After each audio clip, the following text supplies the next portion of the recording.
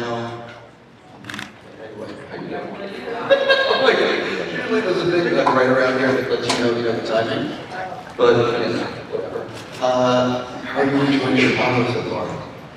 Well, I just arrived, but I think I really like Chicago. Oh, like you know.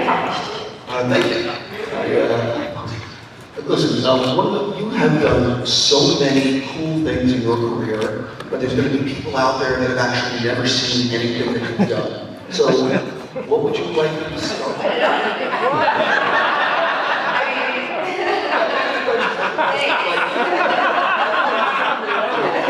I was trying to get to was, if someone has actually never seen anything you've done before, what's the first thing you'd like them watching and why? Well, I leave that to you. What do you think they should do? Become ready. Seen some. I promise I've seen. Okay, my cousin Betty, they say something.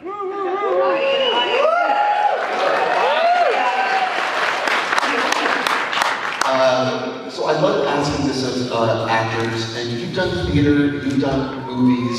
What do you wish more people knew about like being an actor on both the stage and in movies? You're just starting off. It's a very hard question. Oh, What do I wish? I don't think that way. Why don't you ask me about what I really want to say about acting? I'll switch to something else. One of the things you've done, I like throwing curveballs at the beginning, and so this is why I... Yeah, come on, you're right on it, man. Why? Do you like throwing curveballs at the beginning? Make me feel comfortable first, then maybe we can...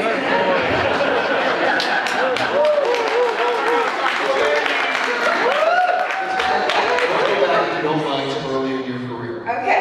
So, you actually were part of a different world that long time ago, and that was early in your career when, booking any gig was going to be fantastic for you. What was it like being a part of a TV show early in your career when you were just trying to, make it?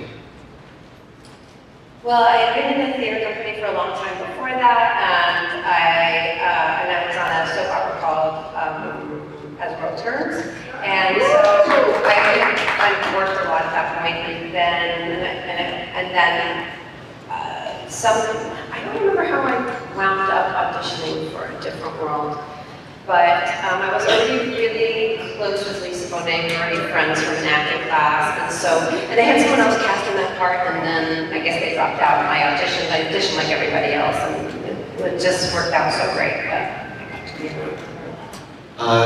A lot of people like to talk about My Cousin Vinny, and obviously you won an Oscar and it was amazing. But that year you also got to do Chaplin with Richard Attenborough. And if you don't mind, what do you remember about working with Richard and being a part of that project?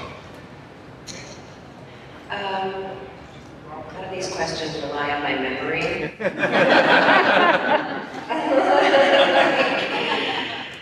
General. What do I remember about Richard Attenborough? Well, I named my cat after my character at that time because Robert Duvall told me to do that. He said, anytime you get a pet, name your next pet after your current character. So my cat was named Mabel Normand, and that was the name of my character in Oscar. I mean, in that's a different movie, Oscar. In Chaplin. And, it was a very different time of making movies. Now everything is made on digital, most things very unusual for it to be on film, but that was on film, so it's a different pace. And it's, for me, a much more enjoyable process because it's a little slower, and the director is really with you all the time now. The director is in a thing called Video Village, so they stay far away and they're just watching the monitor. But at that time, and particularly with that level of brilliant director who's very invested in all the characters, they would stay very, very close to you on the set, like, closer than you and I are right now. The camera would be fairly close, but the director would be very, very close to you, so you could actually just watch your face and feel your energy and not just kind of look on them tiny. like almost phone-sized screen, and then be surprised when you see in the edit later. And then you could, it was a really different kind of dialogue, and you could be directed, and you had to get it all right from the beginning. Be like, okay, take the way you did the beginning part of this and put it with the way you did the end part of that, because you have to do the whole run. It wasn't really, of course they edit things, but it was just a different kind of, very, very different kind of process, really high bar. And they had recreated the old Hollywood too, so that was really fun. So we shot like out in, I think in Ventura, where all the orange groves were, which is where the old movies used to be shot. So we had an outdoor platform kind of like this, with big white sails that were reflecting and kind of creating the soft light on the actors like it would have been done in the 20s and 30s. So it was like stepping into time and getting to pretend that I was doing movies when they were first being created. It was really, really special in that way. I am a big fan of your work, and I'm just curious, how have you changed as an actor from when you first started to now, when you are getting ready for a role? Do you have a similar process in terms of how you prepare, or have you refined it as your career has gone on? Every project is different, and whatever is required, if it's different research, or if it's kind of finding a person who really reminds you of the character, and that's your anchor, and you hang out with them, or there's a lot of different, it depends on if a role is really physical, it's really just the rhythm. If it's a comedy or a drama, it's very different for each one. You can kind of prepare it differently for each one. Do you still get nervous before the first day of filming? Yeah, still. I'm curious, you've done, like I said, so many cool things. What do you think was the most work you did in terms of preparing for a role before stepping on set? Yeah, you're giving me a memory question again. Don't really have accurate memory, and I don't really remember things kind of like until after. Like my friends always have to tell me what happened. Basically, I don't really remember. So I can't say the most work. Everything gets 100% or more of my attention when we're doing it. It's something that just takes over your dreams and is just always, always with you. I'm going to a play in New York now, and right in that bag that's sitting there that my friend is carrying, it has my little script with me, so that I have it with me like at all times. Can you say what the play is? No. It's called Babe. It's off Broadway at the Signature Theater. So if you're coming to New York, you can see it end of October all the way through the end of the year.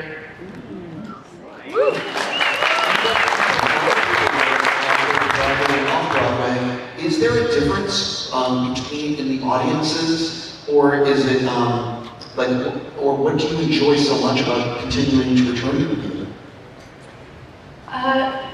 There's not a difference in the audiences. This is really special because I get to meet all of you, and it's a different, because, yeah, give yourselves a hand.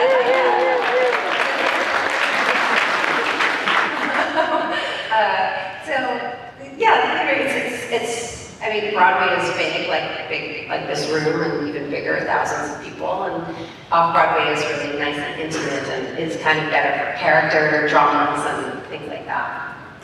I did not know this, but when I was researching to talk with you, I read that you did Wait Until Dark in 1998 with Quentin Tarantino as a co-star.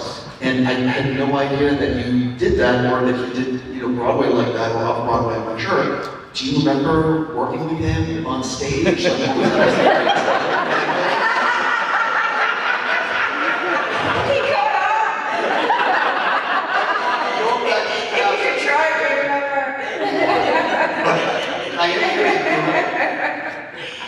It's Broadway.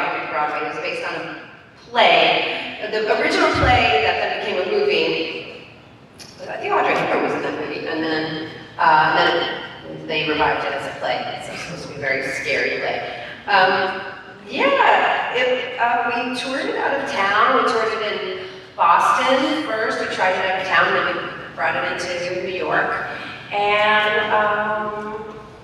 you know, it's just like when you ask me, what do you remember? I give you something more specific. Like, it's just like, I can't think, what surprised you about working with him? Because a lot of people, obviously everyone in this room knows Quentin, and they know that Quentin can do like little parts in his movies. Yeah. But, you know, like to be on stage and, you know, it's not something that I knew that he did, and you're in a unique position of having worked with him on stage. Well, I guess it was at the time, it just was like a desire that he had, that he just kind of wanted to try out. I can't really speak for him, but that's the feeling that I got, that it was just on his like, hey, this would be fun kind of list, and he's that kind of guy who's like, what would be fun to do?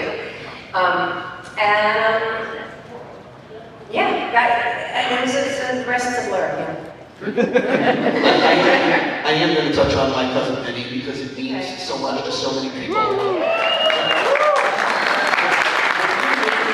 I know this is going back to making the film, but did you, when you were making it, did you ever feel like, wait, this could be really special? No, it was only the second film I had done. I had done a movie with Sylvester Stallone called Oscar right before that. Deep cuts, baby! And that was really fun. I do recall that. Stallone was very fun, and I had a lot of fun with him on that. And so then when My Cousin Vinny came along, I just auditioned, and but Joe Pesci did pick me personally. It was his choice, so that made me feel very comfortable when I got there. And no, certainly we didn't know that it would be any of that. We would still get to have fans now, and get to meet all of you now, and that the comedy would hold up and last. It was a very, very well written script. And those things are hard to find. A really well cast, like each character is, and each actor is so well drawn. I think that everyone just, we had a lot of fun doing it, and it was the biggest learning curve I ever had, because it was the second time I was on a movie set, and I had never been on location before, so I had to learn a lot. Joe was very patient with me, told me what he knew. I was flipping channels the other day and I saw Seinfeld, and you popped up on screen because you did an episode of Seinfeld and you played yourself. So I know, again, I'm going back into the history, but what was it like being offered that role and being on that show at the time? Because it was incredibly popular when you did it. Yeah, I kind of thought that. I mean, I always loved I Love Lucy when I was a kid, and I remember that there were a lot of different guest stars. So I thought, oh my God, I'm going to get to be a guest star on a popular show. It just kind of was like a Lucille Ball-ish kind of thing to me. And they asked, and I remember asking them, well, why would you even ask me to do this? I wasn't really sure, but it really just had to do with like the rhythm of my name, like da da da da da da da da da da. I kept saying my name, I'm like, where's that coming? And so it was really just luck of the draw that I had the right rhythm for them. TV right now, you have been very selective in your career about the TV guest spots you've done. But TV right now is producing such high quality stuff. Have you been offered any roles, or are you interested in pursuing a character over multiple seasons? Yeah, I think that would be a really fun thing to do. I might have missed the peak TV wave, but I'm definitely open to that. Obviously, I have to touch on the fact that you're a part of the Marvel Universe, and people loved your work as Aunt May. When you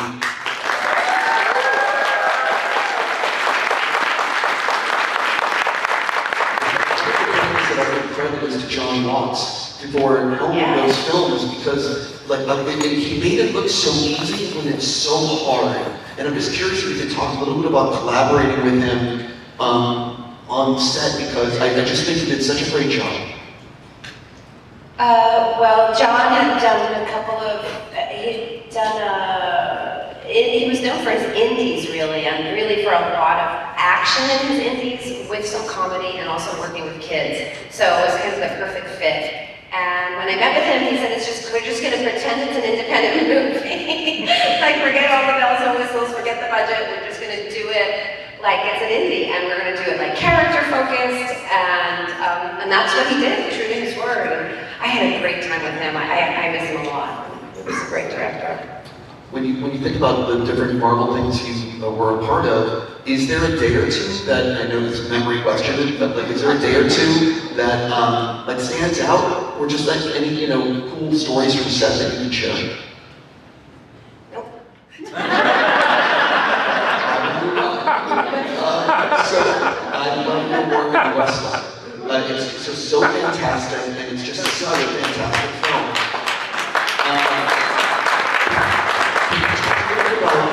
Playing that role, because you played it so just raw and gritty and honest, and it's just so good. And what do you want to know? Oh, I just wanted to know, you just talked about being a part of the film and getting ready to play a role like that, where it's just putting yourself out there.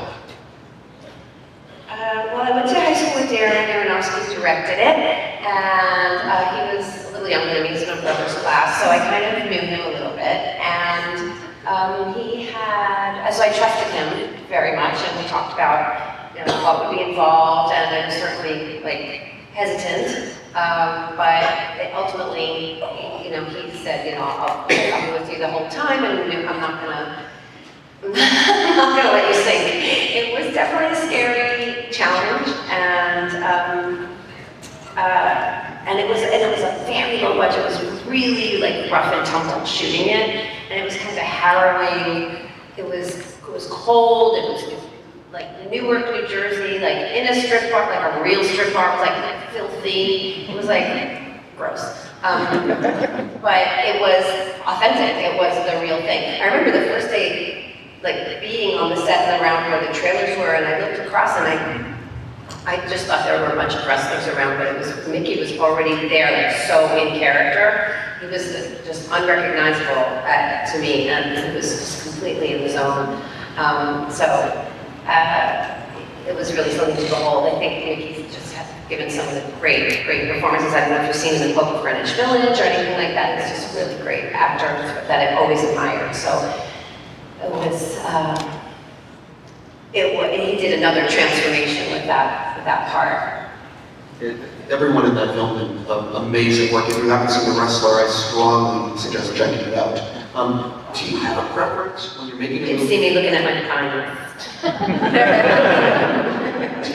A lot of exercise before that one. Yeah.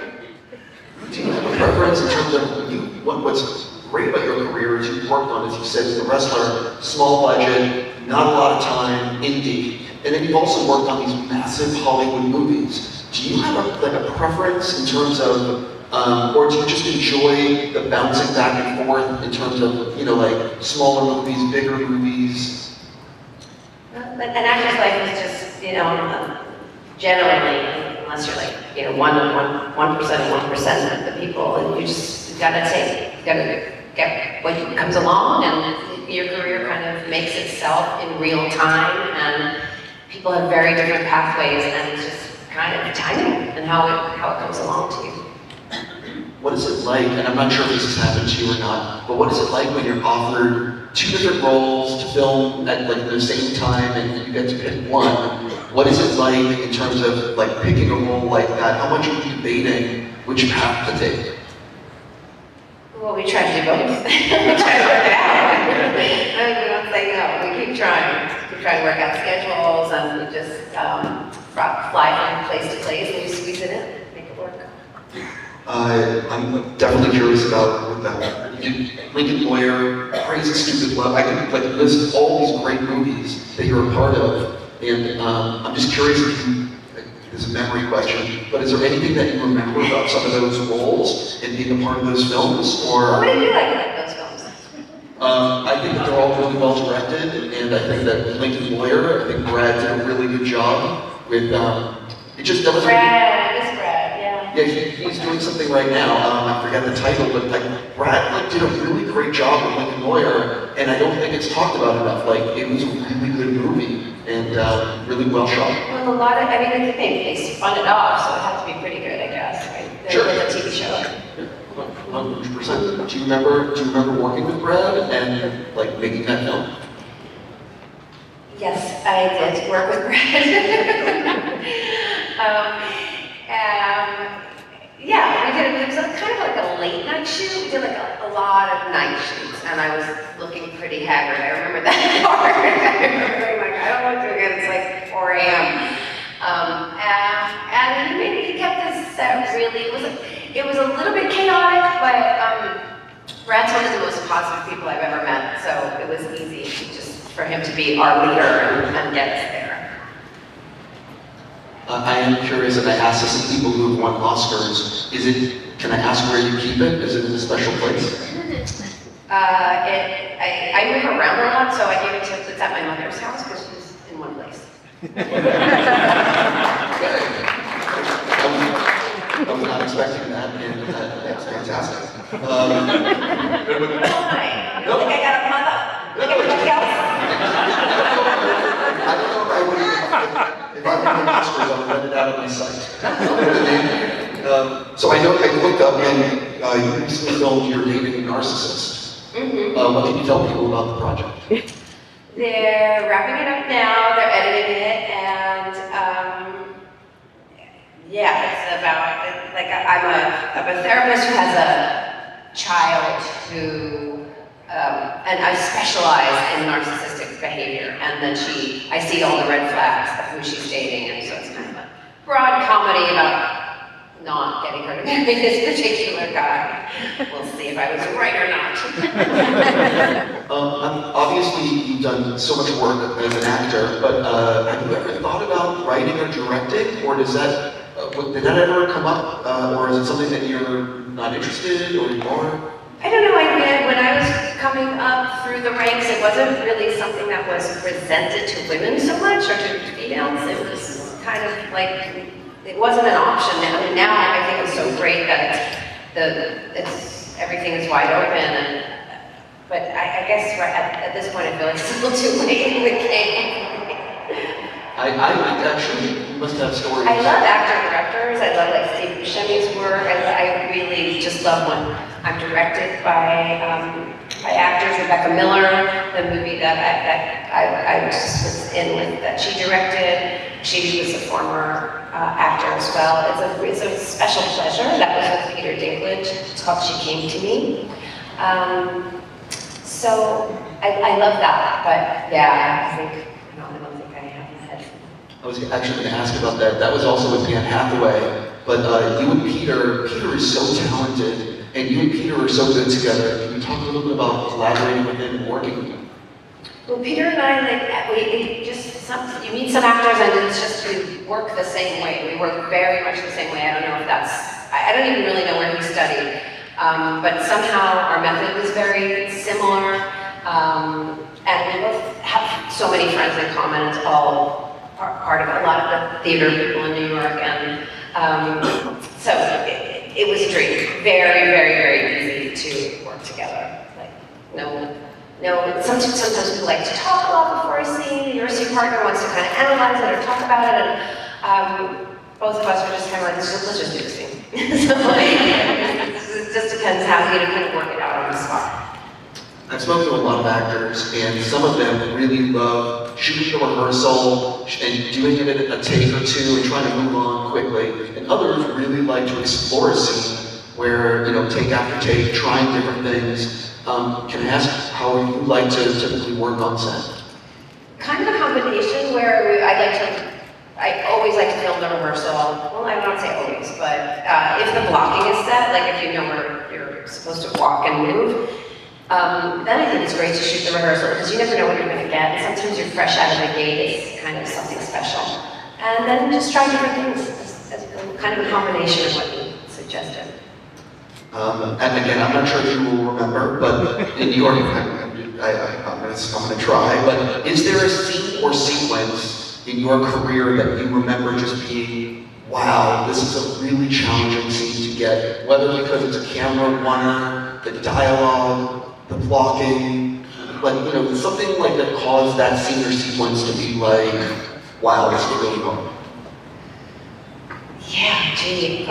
Yeah, well, I think that, I mean, it was early on, so everything with my cousin Vinny was kind of challenging because I hadn't done it before, as I said. But when we did do that, I've told this story before, so sorry if you've heard it, but on the witness stand when I have to explain everything that was going on with the cars, see, because we shot that on film, the next day, so they send it away, and then they checked that the film was okay. But that day, the film was not okay. And we had to do it again. And it was something about the way the camera angle was. So everything that I had, so I had to shoot the following day again, but they were scared to tell me, so they didn't tell me till the end of the day, which I thought I was like done with my day's work, and then had to recall these lines from the day before, and you know how my memory is. And then, and I had to do it again, but also saying everything kind of backwards. Like if it was right, it had to be left, and if it was left, it had to be right, because something had gone wrong. That was fucking challenging. I was like, give me a minute, had to step away and cry, and then I went back and I was like, okay, I'm ready, let's do it. That was also early in your career where, you know, it's want to impress everyone and want to, you know, show you can do it. Yep. What is actually the secret for you? Because one of the reasons I could never be an actor is I do not remember dialogue. And so what is the secret for you in terms of when you have to learn a big monologue or a big chunk of dialogue? Like how, a lot of actors tell me, well, you just do it. But at the same time, like, I can't. So what is the secret for you? Have you tried? Oh, I have. I'm not talented enough. I don't believe you. Trust me. So are you saying you're an actor? No, not at all, because I can't learn lines. And also I look like this. No, but I'm curious, what is it like for you when you have like a big monologue to learn? What's the secret for you? You know, I used to be able to learn them like really, really fast. I used to know everybody's lines actually. But now you just have to drill them. It's kind of, you know, everybody's job has like something that's like, I don't like that part. But you gotta do it. You just have to sit down and drill them and have someone, you know, with you, and it's just a process. And sometimes it's better to like move and walk around while you're doing it. Somehow it gets more, the body-mind connection works, helps a lot. We're here at Fan Expo, Chicago, and one of the things about Fan Expo is you get to walk on the convention floor, which I'm not sure if you have. There's a lot of cool stuff, whether it be lightsabers, comic books, posters. A lot of people here collect things. Is there anything that you collect? I made vintage clothes, I guess. I go to a lot of flea markets. I love flea markets. You know, and so people are like, how can you go to the flea market? It's like, nobody's looking at me. Everyone's looking down at like the treasures. That's it. So I really like doing that kind of stuff. It's also you're outside and you get to like just be with people in person and not like online. So I like that kind of activity. Yeah, I would say like that's what I collect probably. I know you mentioned you're going to be doing off-Broadway, I believe you said, or maybe it was Broadway, I apologize. But do you know what you're doing after that? Are you looking at scripts? Or do you sort of take it just a little bit at a time? Right now, it's just Littleton. Sure. I actually don't know, because I apologize for doing this, but yeah, I don't know what time it is. Oh, God, okay. So with dialogue, I know we talked about dialogue a little bit, but what is it like when you're on set? What is it like when you are a co-star is having a tough time with a scene and you're like the experienced one on set? You know, let's say you're working with a new co-star. What is it like trying to get through something when someone is struggling? Well, as you probably know, that Jenna Mullins, the greatest actress of all time, in my opinion, passed away recently, and I got to do a movie with her, and I saw her do something so elegant.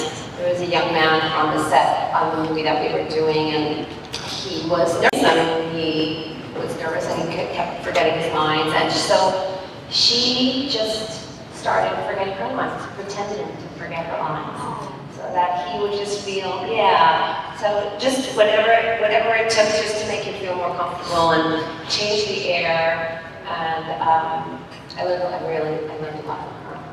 That's actually a beautiful story. Yeah, she's a beautiful person.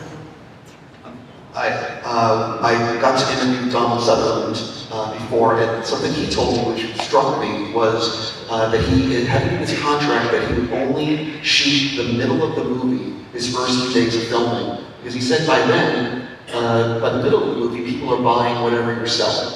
And I don't want to make big decisions about the beginning of the film on my first few days. What are your thoughts on that? Well, I've never heard that before, but it sounds like a privileged motherfucker. Good for him. To take the way the movie's going to be shot, I would guess I would do it too. I hadn't heard of that. Good. Donald Sutherland. Good. He deserves it. What's it actually like though? Because one of the things that a lot of people don't realize is when you are making a movie, the first few days you might film the most emotional scene of the film on the first day of filming, or it could be the last day. Like scheduling on a movie is randomly chaotic. So what is it like for you when you find out, like the first day of filming or the first few days, you are doing one of these big scenes with co-stars you've never met? You do it. It's my job.